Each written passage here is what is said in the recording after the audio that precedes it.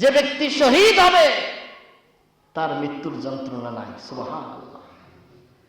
আমাদের উসমান হাদি ভাই শহীদ হয়ে গেছেন, আল্লাহ সুবহানাহু ওয়া তাআলা তাকে শাহাদাতের মর্যাদা দান করুন, সকলে বলেন আমিন। তার লড়াই ছিল ভারতীয় আধিপত্যবাদের বিরুদ্ধে। এখন আবু সাঈদের মৃত্যুতে 16 বছরের স্বৈরা শাসন নিপাত গিয়েছে। ইনশাআল্লাহ এই ওসমান হাদির মৃত্যুতে এবার ভারতীয় আধিপত্যবাদকে কবর দিতে হবে ইনশাআল্লাহ। শিক্ষা অর্জন করো, দক্ষতা অর্জন করো, কোরআন শিখো, সততা অর্জন করো, ওসমান হাদির মতো যুবক হও, তাহলে তোমাকে দিয়ে কাজ হবে। তারপর আরাফার ময়দানে গেলেন, ওখানে গিয়ে রাসূল সাল্লাল্লাহু আলাইহি ওয়াসাল্লাম ভাষণ দিলেন। সেই ভাষণটাকে বলা হয় বিদায় হজের ভাষণ। তার মধ্যে তিনি প্রথমে বললেন যে আজ থেকে জাহিলি যুগের সমস্ত অনর্থক প্রথাকে আমি মুহাম্মদ সাল্লাল্লাহু আলাইহি ওয়াসাল্লাম আমার পায়ের তলে পিষ্ট করলাম। এরপরে তিনি বললেন যে এখন থেকে মর্যাদার মাপকাঠি আরব অনারব, কালো ফর্সা, সাদা কালো, খাটো লম্বা, এগুলো মর্যাদার মাপকাঠি হবে না। মর্যাদার মাপকাঠি হবে ইন্না আকরামাকুম ইনদাল্লাহি আতকাকুম। যে ব্যক্তি আল্লাহকে বেশি ভয় করে সেই মর্যাদাবান বেশি হবে। সুবহানাল্লাহ। তার টাকা থাক আর না থাক, সে খাটো হোক কিংবা লম্বা হোক, সে কালো হোক কিংবা সাদা হোক, সুতরাং যার ভিতরে আল্লাহর ভয় বেশি থাকবে সেই বেশি সম্মানিত হবে। এরপর তিনি বললেন তোমরা তোমাদের স্ত্রীদের ব্যাপারে সতর্ক থাকবে। তোমাদের যেমন স্ত্রীদের উপরে হক আছে, ঠিক স্ত্রীদের উপরেও তোমাদের কিছু হক রয়েছে। এভাবে বক্তব্য দিতে গিয়ে শেষে তিনি বললেন তারাকতু ফীকুম আমরাইন, আমি তোমাদের মাঝে দুইটি বিষয় রেখে গেলাম। কিতাব আল্লাহ, এক আল্লাহর কিতাব কোরআন শরীফ, ওয়া সুন্নাতা মুহাম্মাদিন সাল্লাল্লাহু আলাইহি ওয়াসাল্লাম, আর আমি মুহাম্মদ সাল্লাল্লাহু আলাইহি ওয়াসাল্লামের সুন্নাত। লান তাদিল্লু মা তামাসসাকতুম বিহিমা, কেউ যদি কোরআন এবং সুন্নাহকে আঁকড়ে ধরে কোনদিন সে ব্যক্তি পথভ্রষ্ট হবে না। তো বিদায় হজের ভাষণের পরে রাসূল সাল্লাল্লাহু আলাইহি ওয়াসাল্লাম জোহরের আযান দিতে বললেন বেলাল রাদিয়াল্লাহু তাআলা আনহুকে। আরাফার ময়দানে এক আযান দুই ইকামতে জোহর আসর আদায় করলেন। তাহলে কয় আযান? এক আযান দুই ইকামত, একসাথে জোহর আসর পড়লেন। এরপর মুজদালিফায় গেলেন। মুজদালিফায় গিয়ে মাগরিবের আযান দিলেন, কিন্তু ইকামত হলো দুইটা, মাগরিব এশা একসাথে পড়লেন। পড়ার পর হজের কার্যক্রম শেষ হওয়ার পর রাসূল সাল্লাল্লাহু আলাইহি ওয়াসাল্লাম আবার মদিনায় আসলেন।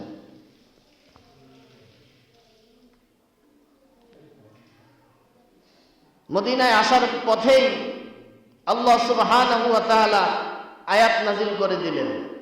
ইতিমধ্যে আল্লাহর নবী সাল্লাল্লাহু আলাইহি ওয়াসাল্লাম সাহাবীদেরকে বললেন, ও আমার সাহাবীরা,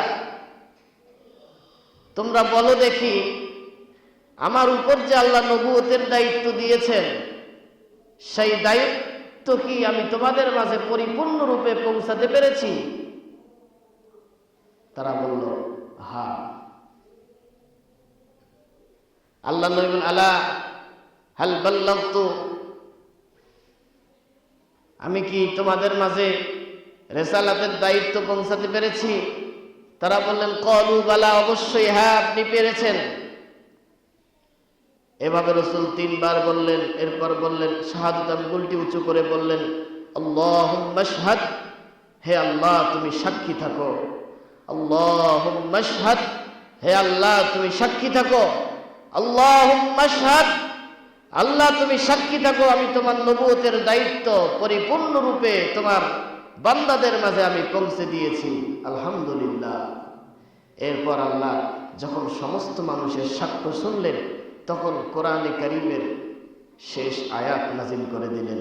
আল্লাহ বললেন আল ইয়াউমা আকমালতু লাকুম দীনাকুম وأتممت عليكم نعمتي ورضيت لكم الإسلام دينا سبحان الله আল্লাহ রাব্বুল আলামিন বললেন আল ইয়াউমা আকমালতু লাকুম দীনাকুম আমি আজ তোমাদের জন্য তোমাদের দ্বীনকে পরিপূর্ণ করে দিলাম ওয়া আতমামতু আলাইকুম নি'মাতি আর আমার নিয়ামতকে তোমাদের উপর পরিপূর্ণ করে দিলাম ওয়া রাদিতু লাকুমুল ইসলাম দীনা আর ইসলামকে আমি তোমাদের জন্য ওয়ারাদিতু মনোনীত করে দিলাম দ্বীন হিসাবে। তাইলে জীবন ব্যবস্থা ধর্ম একমাত্র ইসলাম, এটাই আল্লাহ বললেন আমি মনোনীত করে দিলাম। তাহলে কোরআন কমপ্লিট হয়ে গেল, ইসলাম কমপ্লিট হয়ে গেল, অথচ ইতিপূর্বে আদম সফিউল্লাহ দাওয়াত দিয়েছেন 1000 বছর, কিন্তু আল্লাহ দ্বীন ইসলামকে পরিপূর্ণ করে দেন নাই। এরপর নূহ আলাইহিস সালাম 950 বছর দাওয়াত দিয়েছেন, ইসলামকে পরিপূর্ণ করে দেন নাই। মুসা ঈসা সবাই দাওয়াত দিয়েছেন, কারো দ্বীনকে আল্লাহ পরিপূর্ণ করে দেন নাই। মুহাম্মদ সাল্লাল্লাহু আলাইহি ওয়াসাল্লামের 23 বছরের দাওয়াতি কাজকে আল্লাহ এত বেশি কবুল করেছেন, এই 23 বছরের দাওয়াতি কাজকে আল্লাহ বললেন পৃথিবীবাসীর জন্য কিয়ামত পর্যন্ত আমি দ্বীন ইসলামকে পরিপূর্ণ ঘোষণা করে দিলাম। সুবহানাল্লাহ। এর ভিতরে অনুপ্রবেশ করাও জায়েজ নাই, আর এখান থেকে পরিমাণ কিছু বাদ দেওয়াও জায়েজ নাই, কমপ্লিট হয়ে গেছে। Islam is the complete code of life. Islam একটা পরিপূর্ণ জীবন ব্যবস্থায় রূপান্তরিত হয়ে গেছে। যারা বলে হুজুর রাজনীতির কথা বলবেন না, তা রাজনীতি কি কোরআনে নাই, ইসলামে নাই? তোমরা শাসন করতেছো 200 বছর মাত্র। ব্রিটিশ আমাদের কাছ থেকে ক্ষমতা নিল, মুসলমানরা 1250-1300 বছর শাসন করার পর ব্রিটিশ ক্ষমতা নিল। মাত্র 200 বছর শাসন করলে এখন বলতেছো ইসলাম একটা মধ্যযুগী ধর্ম, অথচ গোটা পৃথিবী ইসলাম শাসন করেছিল। তাই আল্লাহ বলতেছেন আমি দ্বীন ইসলামকে পরিপূর্ণ করে দিয়েছি, এর মধ্যে অনুপ্রবেশ করাও জায়েজ নাই, অনুবাদ দেওয়াও জায়েজ নাই, দুইটাই হারাম। কেউ যদি মনে করে যে আল্লাহর রাসূল যে দ্বীন ইসলাম দিয়েছেন সেটা যথেষ্ট নয়, কিছু বাড়াতে চায়, তাহলে তার আমলের মধ্যে সমস্যা আছে। আবার কেউ যদি মনে করে কিছু কাটছাট করতে চায়, মডারেট ইসলাম যদি বলতে চায় যে আমরা ডেমোক্রেসি ইসলাম, মানে ইসলামকে ছাঁটাই করে সহজ সহজ জিনিসগুলো মানে, আল্লাহ বলতেছেন উলাইকা হুমুল কাফিরুনা হাক্কা, এরা হচ্ছে অরিজিনাল কাফের, যারা দ্বীন ইসলামের সুবিধা মতো পালন করে, এরা কি অরিজিনাল কাফের। কারণ এদের ব্যাপারে মানুষ সন্দেহ করতে পারে, যেহেতু নামাজ পড়ে, হজ করে, এই করে সেই করে, কিন্তু দ্বীনের একটা অংশকে যদি কেউ বাদ দেয়, মনে করে যে এটা আমার সুবিধা মতো না, আল্লাহ এই ব্যক্তির সম্পর্কে বলতেছেন উলাইকা, এরাই হুমুল কাফিরুনা হাক্কা, মানে এরা হক্কানি কাফের। হক্কানি মানে টাটকা কাফের। এই জন্যে ইয়াকিন রাখতে হবে দ্বীন ইসলাম আল্লাহ সুবহানাহু ওয়া তাআলা পরিপূর্ণ করে দিয়েছেন, কিয়ামত পর্যন্ত এর মধ্যে কোনো কিছু অনুপ্রবেশ হওয়া সম্ভব না, আবার কোনো কিছু বাদ দেওয়াও সম্ভব না। এবার আল্লাহর নবী চলে গেলেন,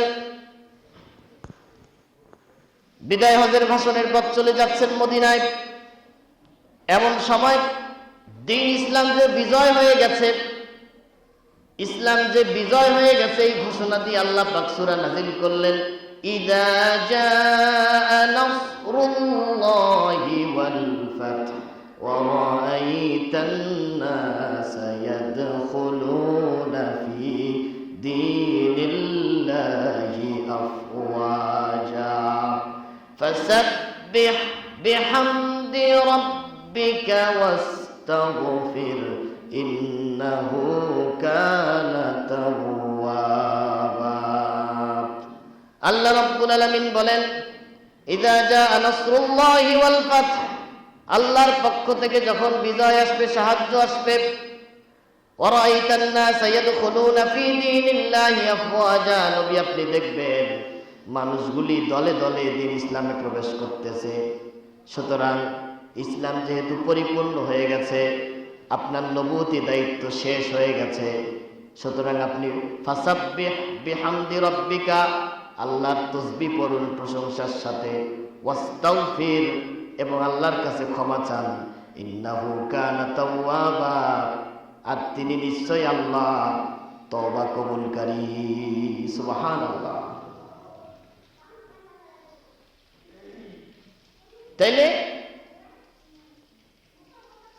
আল্লাহ বলতেছেন দ্বীন ইসলাম পরিপূর্ণ হয়ে গেছে কামেল হয়ে গেছে প্রতিষ্ঠিত হয়ে গেছে আসলে ইসলাম প্রতিষ্ঠা করা দ্বীন প্রতিষ্ঠা করার অর্থটা কি এটার মধ্যে বিভ্রান্তি আছে কেউ মনে করেন রাষ্ট্রীয়ভাবে ইসলামকে ক্ষমতায় নেওয়াটা হচ্ছে দ্বীন ইসলাম কায়েম করা কেউ মনে করে কি না মনে করে যে ক্ষমতায় গিয়ে দ্বীন ইসলাম সংসদে কোরআন পাশ করাটা মনে হয় দ্বীন ইসলাম কায়েম করা আসলে এর অর্থটা কি অর্থ হচ্ছে আন আকিমুদ্দিন আল্লাহ বলতেছেন তোমরা দ্বীন প্রতিষ্ঠা করো তাফসীরের মধ্যে এসেছে আন আকিমুদ্দিন আয় আন আকিমুত তাওহীদ তাওহীদ প্রতিষ্ঠা করা দ্বীন প্রতিষ্ঠা করার অর্থ হচ্ছে আল্লাহর ওয়াহদানিয়্যাত প্রত্যেকটা মানুষের মধ্যে প্রতিষ্ঠা করা যে এক আল্লাহ লা ইলাহা ইল্লাল্লাহ এই কথা জিন্দা করা প্রত্যেকটা মানুষের কলবের মধ্যে এটাই হচ্ছে দ্বীন প্রতিষ্ঠা করা এজন্যই তো যেদিন মক্কা বিজয় করলেন মূর্তিগুলো ভাঙলেন আর রাসূল বললেন জাল হাক্কু ওয়া যাহাকাল বাতিল ইন্নাল বাতিলা কানা যাহুকা সমস্ত শিরকিয়াতকে ধ্বংস করে দিয়ে আল্লাহ তাওহীদ প্রতিষ্ঠা করাই হচ্ছে দ্বীন প্রতিষ্ঠা করা সুবহানাল্লাহ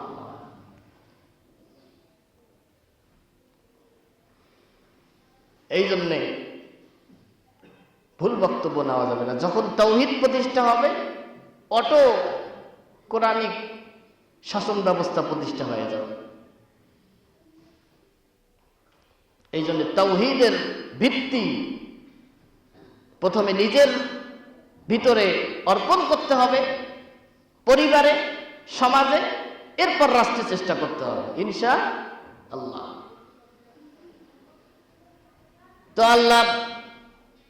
আল্লাহ রাসূল যখন সূরা নসর আল্লাহ রাসূলের কাছে নাযিল করা হলো ইদা জা নাসরুল্লাহি ওয়াল ফাth এরপর থেকে তিনি বুঝতে পারলেন তার ইন্তেকালের সময় হয়ে যাচ্ছে তখন তিনি পড়তে শুরু করলেন সুবহানাকা ওয়া বিহামদিকা আস্তাগফিরুকা ওয়া আতুবু ইলাইক এই দোয়াটা ইস্তিগফারটা তাসবিহটা বারবার তিনি পড়তেন মদিনায় এসে তিনি উহুদের যুদ্ধে যারা শহীদ হয়েছে তাদের কাছে গিয়ে দোয়া করতেন এমন ভাবে দোয়া করতেন সাহাবীরা মনে করত যেন রাসূল আবার জানাজা পড়তেছেন আর তারা মনে করতেন যে রাসূল হয়তো জীবিত এবং মৃত সবার কাছ থেকে বিদায় নিচ্ছেন এভাবে তিনি জান্নাতুল বাকি কবরস্থানে গিয়েও তিনি এভাবে দোয়া করলেন সবাই বুঝতে পারলো হয়তো রাসূল সাল্লাল্লাহু আলাইহি সাল্লাম আমাদের মাঝে আর বেশি দিন থাকবে না এবার রাসূল সাল্লাল্লাহু আলাইহি সাল্লাম সফর মাসের শেষের দিকে অসুস্থ হয়ে পড়লেন তার প্রচন্ড জ্বর হলো এবং মাথা ব্যথা হলো জ্বর এবং মাথা ব্যথা এতটাই তীব্র হলো আল্লাহর নবী সাল্লাল্লাহু আলাইহি ওয়াসাল্লাম তখন সাহাবীদের কাঁধের উপরে ভর করে করে নামাজে যে ইমামতি করতেন এভাবে তিনি ইমামতি করতেন বৃহস্পতিবার ইন্তেকালের 5 দিন পূর্বে কেউ কেউ বলেন বুধবার কেউ কেউ বলেন বৃহস্পতিবার এতটাই অসুস্থ আল্লাহর নবী বললেন তোমরা 7 মশক পানি আমার গায়ের মধ্যে ঢেলে দাও 7 মশক পানি ঢেলে দাও বিভিন্ন কূপের ঠেলে দেওয়ার পর আল্লাহর নবী কিছুটা সুস্থতা বোধ করলেন এবং তিনি বললেন, আমার গায়ে পানি ঢেলে দাও, যাতে করে আমি একটু সুস্থ হলে আমার উম্মতকে কিছু নসিহত করতে পারি।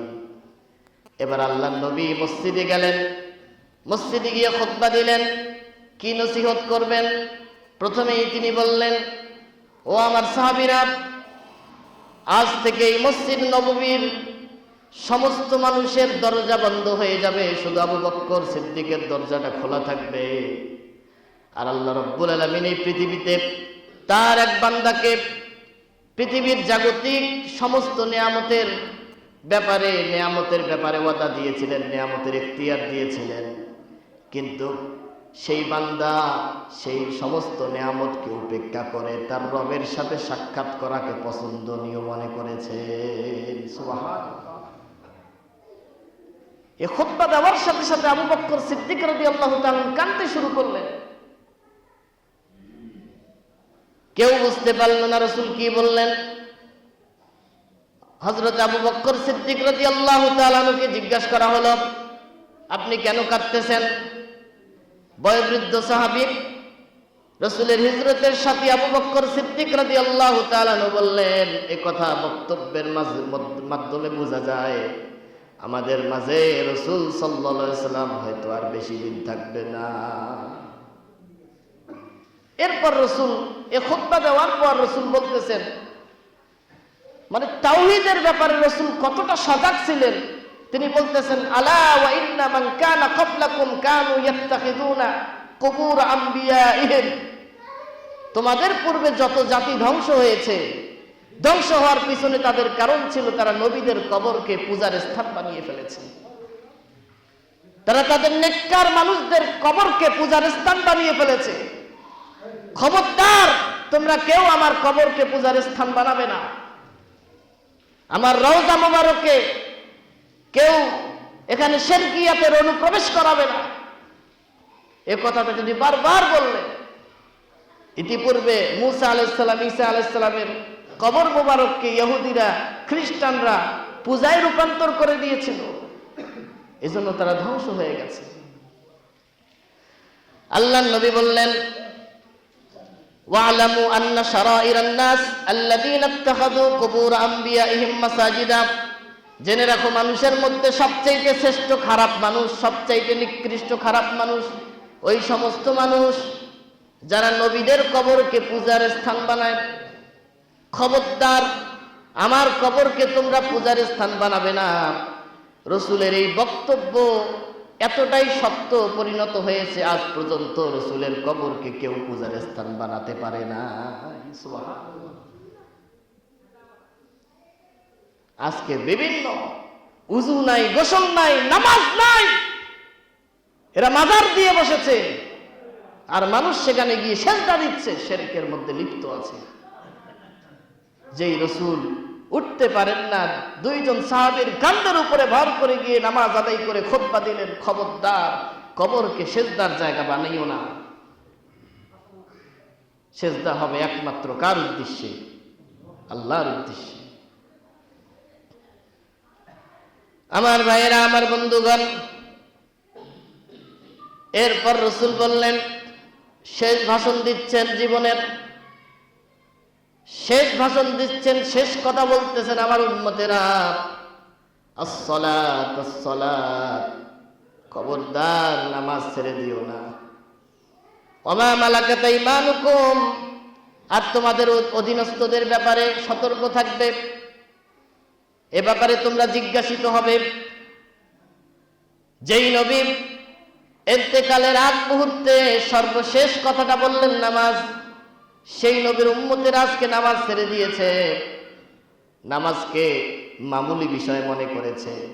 অথচ আল্লাহর হাবিব সাল্লাল্লাহু আলাইহি ওয়াসাল্লাম বলতেছেন, লা দীনা লিমান লা সালাতা লাহু, যার নামাজ নাই তার দিন নাই। যার নামাজ নাই, তার দিন নাই, ধর্ম নাই, সে যেন ইসলামেই নাই। আবার আল্লাহর নবী বলেছেন, এই হাদিসটা আমার মনে পড়লো এই জন্যে, মিশকাত শরীফ পড়তে গিয়ে ওস্তাদের কাছে পড়লাম, আন নিকাহু নিসফুদ্দিন, বিবাহ হচ্ছে দ্বীনের অর্ধেক। ওস্তাদ বললেন, আরেকটা হাদিস শুনছো? মান আকামাস সালাতা ফাকাদ আকামাদ-দ্বীন, যে ব্যক্তি নামাজ কায়েম করলো সে অর্ধেক দিন না পরিপূর্ণ দিন কায়েম করে ফেললো। সুবহানাল্লাহ। যে বিবাহ করলো অর্ধেক দিন কায়েম করলো, আর যে নামাজ পড়লো ফাকাদ আকামাদ-দ্বীন, সে পরিপূর্ণ দিন কায়েম করে ফেললো। আমার ভাইয়েরা, আমার বন্ধুগণ, এবার রাসূল খুতবা দিয়ে আসলেন। আসার পর আর তিনি নামাজে যেতে পারলেন না। এসার সময় আসলো, এতটাই অসুস্থ, আল্লাহর নবী দাঁড়াতে পারেন না।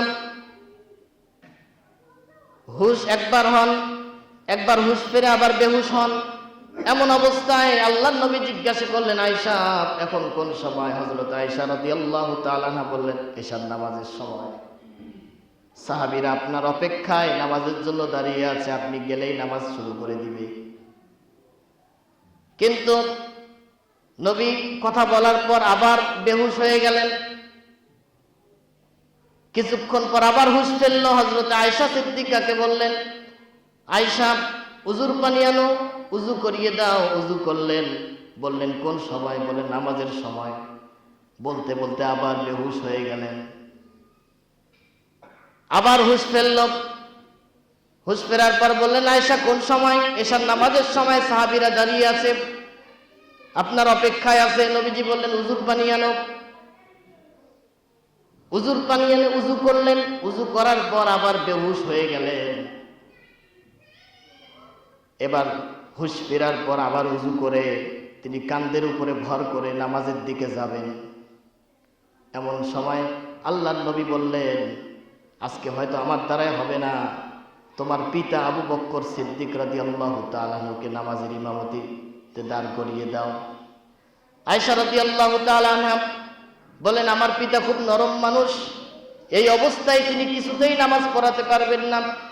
আল্লাহর নবী বললেন, আমার পরে আবু বকর সিদ্দিক রাদিয়াল্লাহু তাআলা আনহু ইমামতি করবেন, কারণ সবচাইতে আমার হিজরতের সাথী, দীর্ঘ জীবনের সাথী আবু বকর সিদ্দিক রাদিয়াল্লাহু তাআলা বয়োবৃদ্ধ সাহাবী, তিনি ইমামতি করবেন। আল্লাহর নবী তাকে ইমামতির পারমিশন দিলেন। আবু বকর সিদ্দিক রাদিয়াল্লাহু তাআলা ইমামতি করতেছেন আর কাঁদতেছেন জোরে জোরে। সাহাবায়ে কেরামও কাঁদতেছেন। তাদের মনের ধারণা হয়তো রাসূলের পিছনে আর জীবনে নামাজ পড়তে পারবো না। ঠিক তাই হলো। আল্লাহর নবী আর নামাজ পড়াতে পারলেন না। এভাবে 2-4 দিন চলতে চলতে ইন্তেকালের দিন, সোমবার তার ইন্তেকাল হয়। রাসূল সাল্লাল্লাহু আলাইহি ওয়াসাল্লামের কোন দিন? সোমবার। সোমবার ইন্তেকাল হয়। ওই দিন ফজরের সময় রাসূল জাগনা পান। জাগনা পাওয়ার পর উযু করলেন। উযু করে হযরত আয়েশা সিদ্দিকা রাদিয়াল্লাহু তাআলা আনহাকে বললেন, আয়েশা একটু ঘরের পর্দাটা খুলো, আমি একটু নামাজের দৃশ্যটা দেখি। কি তার নামাজের প্রতি মুহাব্বত ছিল! আমার ভাইরা, আমার বন্ধুগণ, আল্লাহর নবী পর্দাটা খুলে নামাজের দিকে তাকিয়ে দু চোখ বেয়ে বেয়ে কাঁদতে শুরু করলেন। হযরত আয়েশা সিদ্দিকা রাদিয়াল্লাহু তাআলা আনহা জিজ্ঞেস করলেন, ইয়া রাসূলুল্লাহ, নামাজের দৃশ্য দেখে কেন কাঁদতেছেন? আল্লাহর নবী বললেন, এই নামাজ কায়েম করতে গিয়ে তায়েফের ময়দানে আমার কত রক্ত ঝরেছে। এই নামাজ কায়েম করতে গিয়ে উহুদের ময়দানে 4টা দাঁত আমার শহীদ হয়ে গেছে। এই নামাজের দৃশ্য শেষ দৃশ্য দেখলাম, এর চাইতে সুন্দর দৃশ্য আর কোনোদিন হয়তো দেখতে পারবো না। এই উম্মত কেমনে নামাজ ছেড়ে দেয়? যেই রাসূল হুশ বেহুশ, নামাজের দৃশ্য দেখার জন্য তার কি একটা অবস্থা! আমার ভাইয়েরা, আমার বন্ধুগণ, আজ থেকে নিয়ত করেন নামাজ কোনোদিন কাজা করব না, যে কাজেই থাকি। নামাজের ব্যাপারে কোনো ছাড় নাই। নামাজের যখন এই ওয়াক্ত হয়ে যাবে তখন এই নামাজে চলে আসবো, নামাজ জামাতের সহিত পড়ব।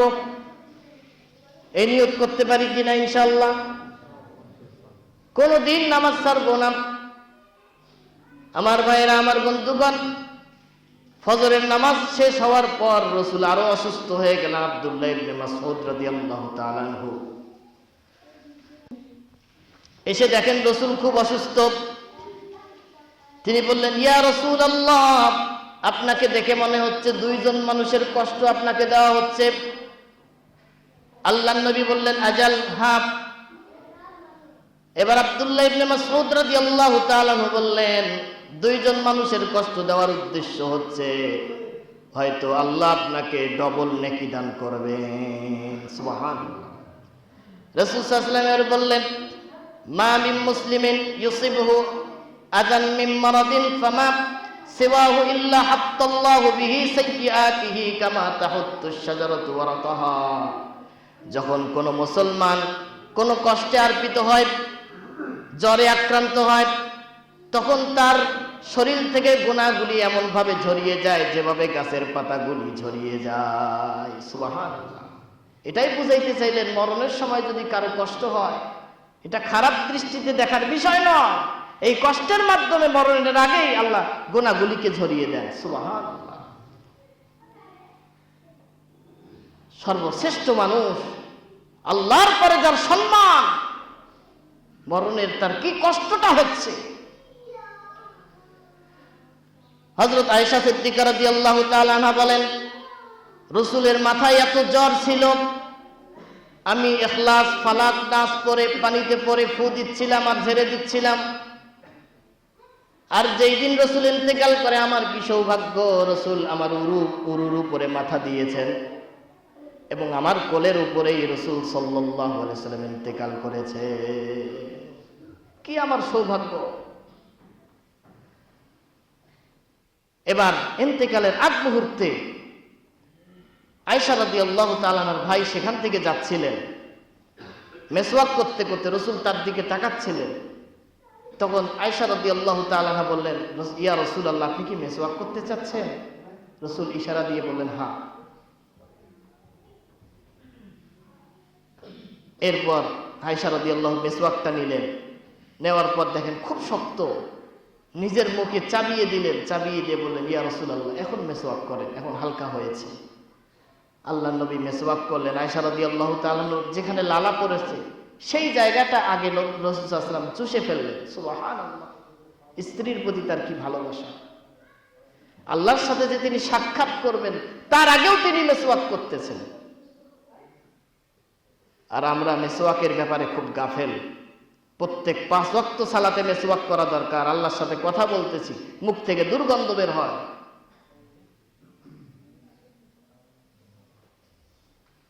5 ওয়াক্ত সালাতে মেসওয়াক করার চেষ্টা করব ইনশাআল্লাহ। আল্লাহর নবী সর্বশেষ আমল মেসওয়াক করলেন। মেসওয়াক করার পর এবার পড়তেছেন, লা ইলাহা ইল্লাল্লাহ, শেষ বাক্য, লা ইলাহা ইল্লাল্লাহ, ইন্না লিল মাউতি সাকারাত, মৃত্যুর যন্ত্রণা কত কঠিন। অথচ আল্লাহর সবচাইতে প্রিয় বান্দা তিনি বলতেছেন মৃত্যুর যন্ত্রণা কত কঠিন। আর আমাদের ভিতরে মৃত্যুর যন্ত্রণার ব্যাপারে কোনো ভয় নাই, হাই উল্লাস করতে দিন কাটিয়ে দিলাম। আল্লাহর নবী বলতেছেন মৃত্যুর যন্ত্রণা কত কঠিন। যতই ভালো মানুষ হন, আল্লাহ বলতেছেন ওয়াজাআত সাকরাতুল মাউত, মৃত্যুর সাকারাত, মৃত্যুর যন্ত্রণা সবাইকে ভোগ করতে হবে। তবে হ্যাঁ, যে ব্যক্তি শহীদ হবে তার মৃত্যুর যন্ত্রণা নাই। সুবহানাল্লাহ। আমাদের উসমান হাদি ভাই শহীদ হয়ে গেছেন। আল্লাহ সুবহানাহু ওয়া তাআলা তাকে শাহাদাতের মর্যাদা দান করুন। সকলে বলেন আমিন। এরকম যুবক দরকার, মোবাইলের মধ্যে টিকটক করে, মেয়ের নেশায় পড়ে, দিন সারা রাত নেশায় কাটিয়ে দিয়ে কোনো লাভ নাই। শিক্ষা অর্জন করো, দক্ষতা অর্জন করো, কোরআন শিখো, সততা অর্জন করো, ওসমান হাদির মতো যুবক হও, তাহলে তোমার দিয়ে কাজ হবে। কি একটা মানুষ, একটা যুবক মানুষ ইন্তেকাল করলো, হাজার হাজার আলেম তার জন্য দোয়া করতেছে। এই জীবনে সে কি অর্জন করলো? আর আপনি কি অর্জন করলেন? বুড়া হয়ে যাচ্ছেন, তবু মানুষ দোয়া করতেছেন আপনার জন্য। জীবনটাকে অর্থবহ করেন, অনর্থবহ জীবন করেন না। আমরা সবাই দোয়া করি আল্লাহ সুবহানাহু ওয়া তাআলা ওসমান হাদিকে মাফ করে দিন এবং তার মতো যুবক বাংলাদেশে অসংখ্য তৈরি করে দিন। তাইলে শাহাদাতের মরণে কোনো কষ্ট কি তার মৃত্যু গত বৃহস্পতিবার রাতে অর্থাৎ শুক্রবার ধরা হয়, গুলি করা হয়, আর এই শুক্রবার রাতে তার ইন্তেকাল হয়। সুবহানাল্লাহ। শহীদি মৃত্যু এক, আর একবার শুক্রবার রাত। আল্লাহর হাবিব সাল্লাল্লাহু আলাইহি ওয়াসাল্লাম বলতেছেন, মাম্মাতা ফি ইয়াউমিল জুমআতি, যে ব্যক্তি জুমার দিন মারা যাবে, অর্থাৎ বৃহস্পতিবার মাগরিবের পর থেকে নিয়ে শুক্রবার মাগরিবের আগ মুহূর্ত পর্যন্ত যে ব্যক্তি মারা যাবে, ইল্লা ওয়াকাহুল্লাহু আযাবাল কবর, আল্লাহ তাকে কবরের আযাব থেকে পরিপূর্ণরূপে মুক্তি দান করবেন। সুবহানাল্লাহ। আল্লাহ তাআলা কি তাকে মৃত্যু দান করলেন? তার লড়াই ছিল ভারতীয় আধিপত্যবাদের বিরুদ্ধে। এখন আবু সাঈদের মৃত্যুতে 16 বছরের স্বৈরা শাসন নিপাত গিয়েছে। ইনশাআল্লাহ এই ওসমান হাদির মৃত্যুতে এবার ভারতীয় আধিপত্যবাদকে কবর দিতে হবে ইনশাআল্লাহ, এবং মার্কিন আগ্রাসনকেও ঠেকাতে হবে। এবার বোঝা যাচ্ছে ইসলামের বিপ্লব হবে, তাওহীদের জয় হবে ইনশাআল্লাহ। আমার ভাইয়েরা, আমার বন্ধুগণ, রাসূলের ইন্তেকালের কথাটা বলে দেই, শেষ করে দেই। রাসূলুল্লাহ ইলাহা ইল্লাল্লাহ বললেন, এরপরে বললেন ইন্নালিল মাউতি সাকরাত, মৃত্যুর যন্ত্রণা কত কঠিন। অথচ আমরা মৃত্যুকে ভয় করি না, প্রতিনিয়ত আল্লাহর অবাধ্যতায় সয়ে আছি। এরপর তিনি বলতেছেন, আল্লাহুম্মা জাআলনি, আল্লাহুম্মা গফিরলি ওয়াজআলনি মা'আর রাফিকিল আলা, হে আল্লাহ তুমি আমাকে মাফ করো, আমার সর্বোত্তম, সর্বশ্রেষ্ঠ, সর্বোচ্চ সঙ্গীর সাথে আমাকে মিলিত করে দাও। সুবহানাল্লাহ। অর্থাৎ আল্লাহর সাথে তিনি মিলিত হতে চাচ্ছেন। এই দোয়া করতে করতে আল্লাহর রাসূল সাল্লাল্লাহু আলাইহি ওয়াসাল্লাম তৎক্ষণাৎ তার রূহটা কবজ হয়ে গেল। সুবহানাল্লাহ। এই ভূমিষ্ঠ থেকে তিনি ইন্তেকাল করলেন। হযরতে ওমর বললেন, যে ব্যক্তি বলবে রাসূলের ইন্তেকাল হয়েছে তার গর্দান আমি আলাদা করে দেব। হযরত আবু বকর সান্ত্বনা দেওয়ার জন্য রাসূলের লাশ মোবারকের কাছে গেলেন, গিয়ে রাসূলের পর্দাটা উঠিয়ে কপালের মধ্যে চুম্বন করে ওমর রাদিয়াল্লাহু তাআলা আয়াত স্মরণ করে দিলেন, ওমা মুহাম্মাদুন ইল্লা রাসূল, মুহাম্মদ একমাত্র শুধু আল্লাহর রাসূল। যারা মুহাম্মাদের ইবাদত করো, শুনে রাখো মুহাম্মদ ইন্তেকাল করেছেন। আর যারা আল্লাহর ইবাদত করো, শুনে রাখো আল্লাহ চিরঞ্জীব, কোনোদিন তার মৃত্যু হবে না। তখন সবাই সান্ত্বনা পেলেন। এভাবে রাসূলের 3 দিন পর দাফন হলো। কয়দিন পর? 3 দিন পর। এখন অনেকে প্রশ্ন করে মানুষকে যে রাসূলের জানাজা কে পড়িয়েছে। এটা একটা আন্দাজে প্রশ্ন। রাসূলের জানাজা কেউ পড়ায় নাই। রাসূলের ঘরে গিয়েছে, রাসূলের ঘরটা ছিল 16 হাত। এই 16 হাত ঘরে 10 জন করে গিয়ে নিজে নিজে নামাজ পড়েছে। এই নামাজ পড়তে সময় লেগেছে 2 দিন। সোমবারে ইন্তেকাল হয়েছে।